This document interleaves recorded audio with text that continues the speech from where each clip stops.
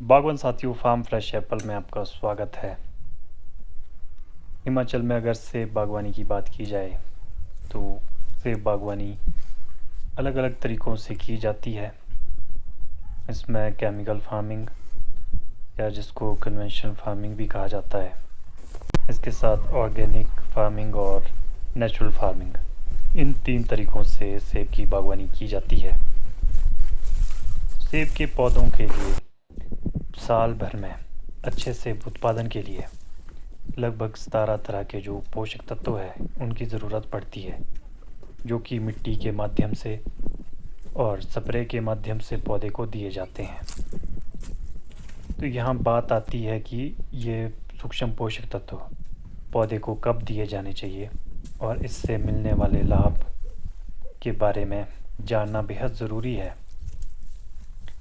सबसे पहले बात आती है दिसंबर महीने में बगीचों में खाद डालने का जो काम है वो बागवानों द्वारा किया जाता है।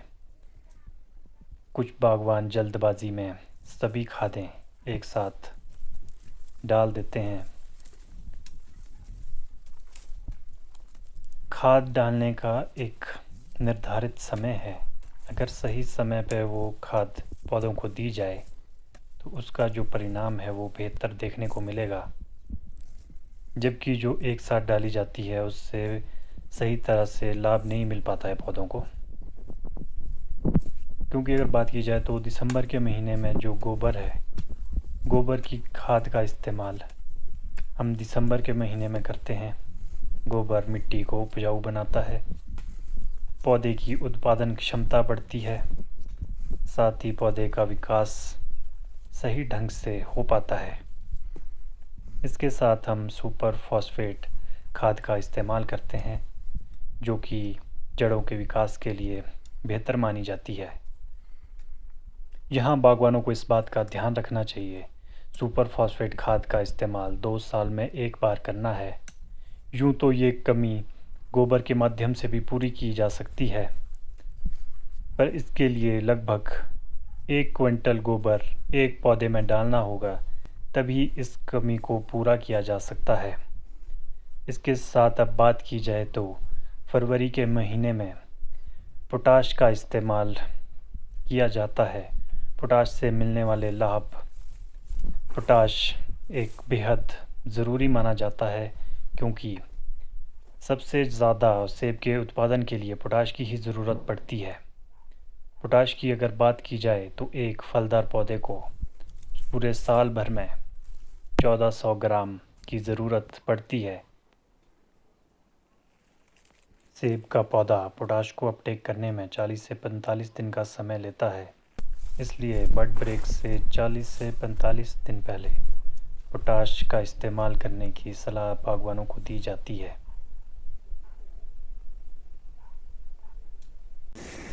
पोटाश की बात की जाए तो एक सीज़न में लगभग 1400 ग्राम, एक जो वयस्क फलदार पौधा है उसके लिए 1400 ग्राम पोटाश की ज़रूरत रहती है। इसके जो कार्य है, ये अलग अलग पौधे की जो गतिविधियां होती है उसमें ये मुख्य भूमिका निभाता है।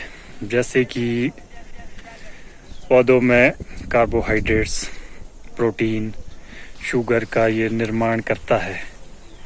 प्रकाश संश्लेषण की प्रक्रिया को पूरा करने के लिए ये एक ज़रूरी माना जाता है इसको। पोटाश की अगर बात की जाए तो पोटाश नाइट्रोजन के जो कार्य करने की क्षमता है उसको बढ़ाता है। नाइट्रोजन का फ्लो है पौधों में, उसको बढ़ाने में मदद करता है।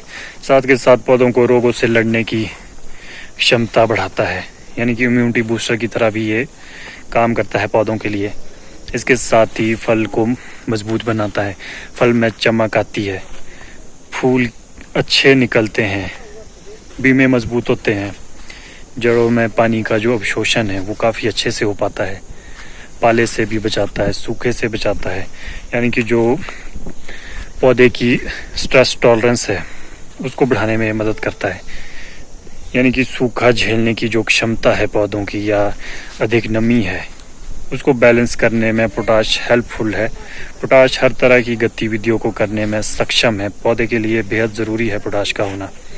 नाइट्रोजन भी तभी अच्छे से काम कर पाता है जब पौधे में भरपूर मात्रा में पोटाश होता है। प्रकाश संश्लेषण पत्ते धूप को ऑब्जॉर्व करते हैं, धूप की जो किरणें होती है उनको अवशोषित करते हैं और उसमें जो पत्तों में मौजूद मैग्नीशियम होता है उनका निर्माण करते हैं। पौधे के लिए ज़रूरी जो ऊर्जा होती है उसका निर्माण करते हैं, पर वो भोजन पत्तों में मौजूद होता है। पत्तों से उसको जहाँ पे उनकी ज़रूरत रहती है, यानी कि ट्रांसपोर्टेशन का काम करता है। इसलिए पौधे में पोटाश सबसे ज़रूरी है। तो पौधे को ये उन चीज़ों से उभारने में मदद करता है। इसके साथ ही बात की जाए तो कीट और फंगल से भी बचाता है ये, यानी कि अगर शॉर्ट में बात की जाए तो ये एक तरह से इम्यूनिटी बूस्टर की तरह काम करता है पौधों के लिए, क्योंकि पौधे जितने स्वस्थ होंगे, मजबूत होंगे, तो उनके ऊपर कीट और फंगस का कम असर देखने को मिलेगा। पोटाश पौधे को कोहरे से भी बचाता है, ठंड से भी बचाने में काफ़ी मदद करता है, क्योंकि जब फ्लावरिंग के समय पाला पड़ता है तो उस समय आपने सुना होगा कि पोटाशियम नाइट्रेट की भी स्प्रे करने की सलाह दी जाती है। तो वो इसी वजह से दी जाती है क्योंकि पोटाश पाले से बचाने में सक्षम है। इसके साथ ही जड़ों के विकास के लिए पोटाश ज़रूरी है, क्योंकि जो जड़ों के माध्यम से पानी का अवशोषण होता है पौधों में उसको भी बढ़ाता है ये, और नाइट्रोजन के कार्य करने की क्षमता को बढ़ाता है। नाइट्रोजन का जो फ्लो है वो भी अच्छे से काम कर पाता है पौधों। अब बात आती है नाइट्रोजन की।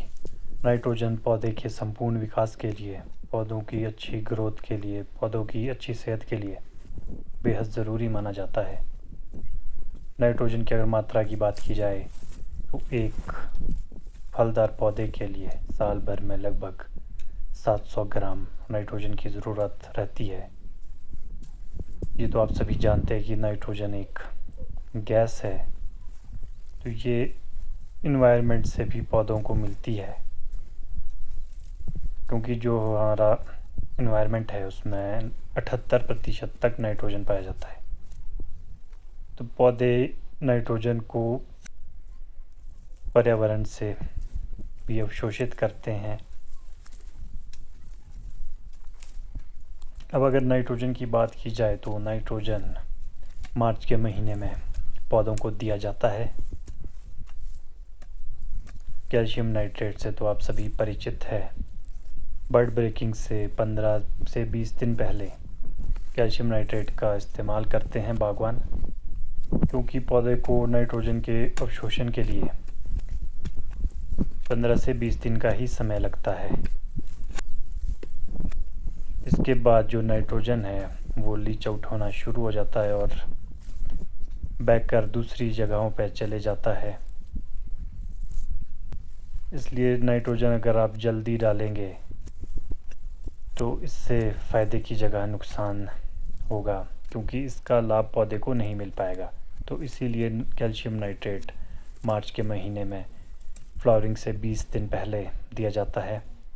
अब अगर नाइट्रोजन की बात की जाए तो इसको स्प्लिट डोजेज़ में भी डालते हैं बागवान, यानी कि आधी मात्रा फ्लावरिंग से 20 दिन पहले और आधी मात्रा फ्रूट सेटिंग के तुरंत बाद पौधे को दी जाती है। इससे काफ़ी लाभ देखने को मिलता है, फसल भी इससे अच्छी आती है। इसके साथ ही फल की जो गुणवत्ता है उसमें भी सुधार देखने को मिलता है, क्योंकि कैल्शियम नाइट्रेट में नाइट्रोजन के साथ साथ कैल्शियम की मात्रा भी रहती है। कैल्शियम पौधों के लिए बेहद ज़रूरी है। सेल डिवीजन के टाइम पे कैल्शियम का बहुत ही महत्वपूर्ण योगदान रहता है।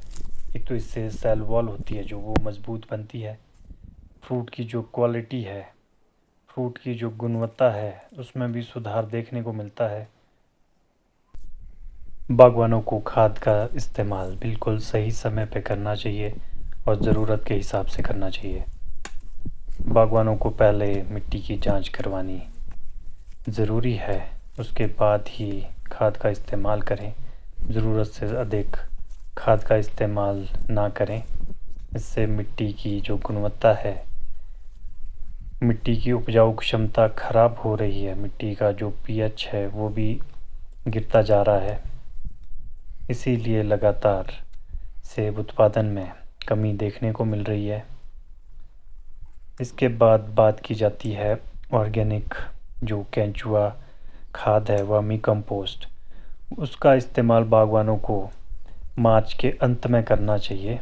तो आज के इस वीडियो में फ़िलहाल इतना ही।